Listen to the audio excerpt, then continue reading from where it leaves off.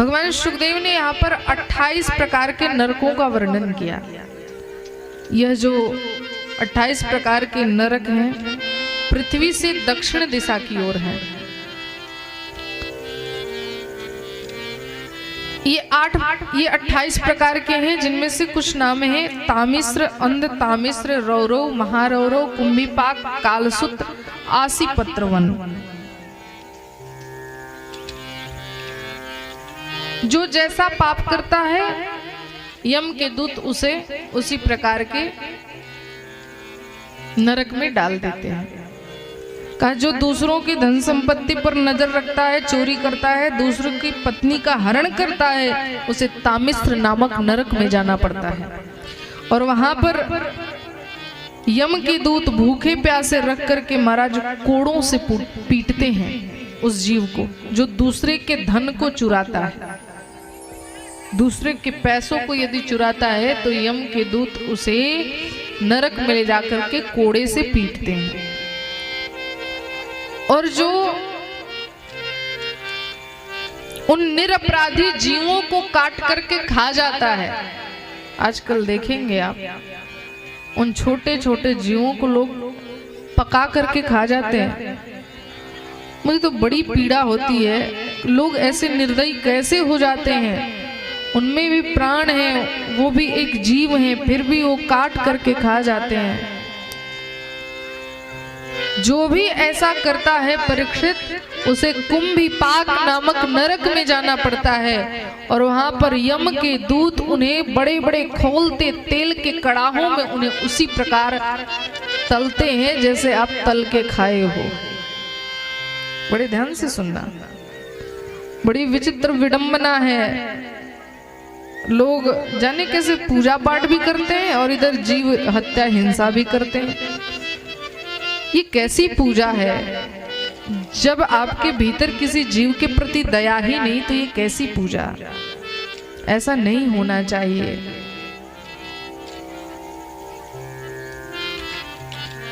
अनेकों प्रकार के नरकों का वर्णन किया।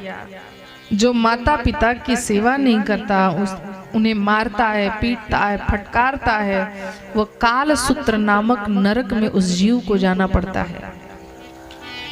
अनेकों प्रकार के जब नरकों का वर्णन भगवान सुखदेव ने परीक्षित से किया तो परीक्षित थर थर कांपने लग गए। महाराज का गुरुदेव यदि ऐसा हुआ तो इस कलयुग में तो ज्यादातर लोग पापी ही होंगे, तो उन्हें क्या नरक में जाना पड़ेगा? उन्हें इस प्रकार की यातना सहनी पड़ेगी? गुरुदेव जिनसे पाप हो गया है उन्हें क्या करना चाहिए ताकि उन्हें नरक की यातना न भुगतनी पड़े?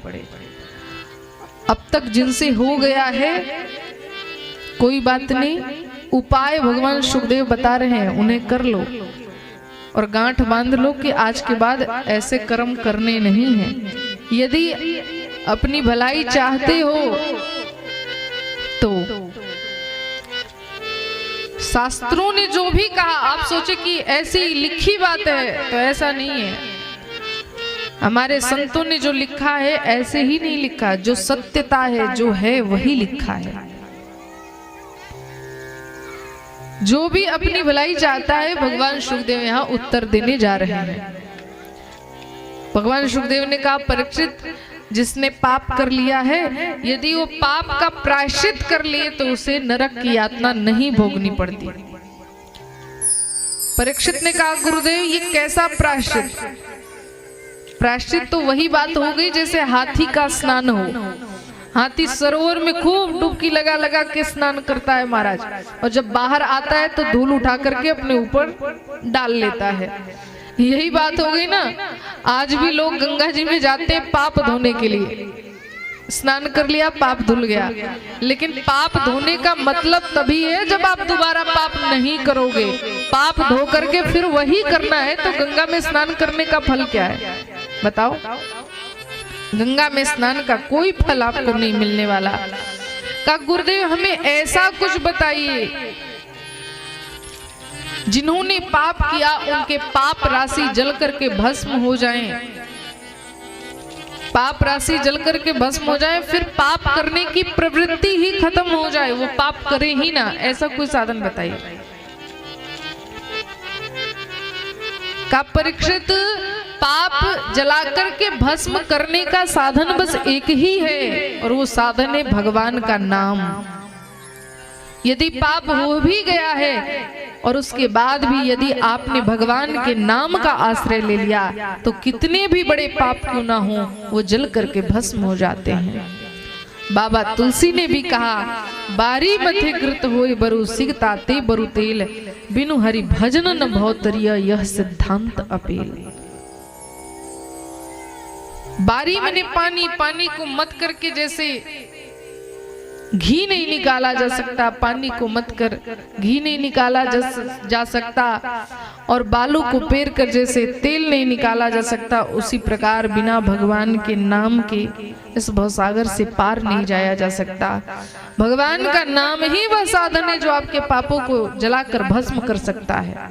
इसके विषय में मैं तुम्हें एक इतिहास सुनाता हूँ। भगवान सुखदेव ने कहा, परीक्षित बड़े ध्यान से सुनना।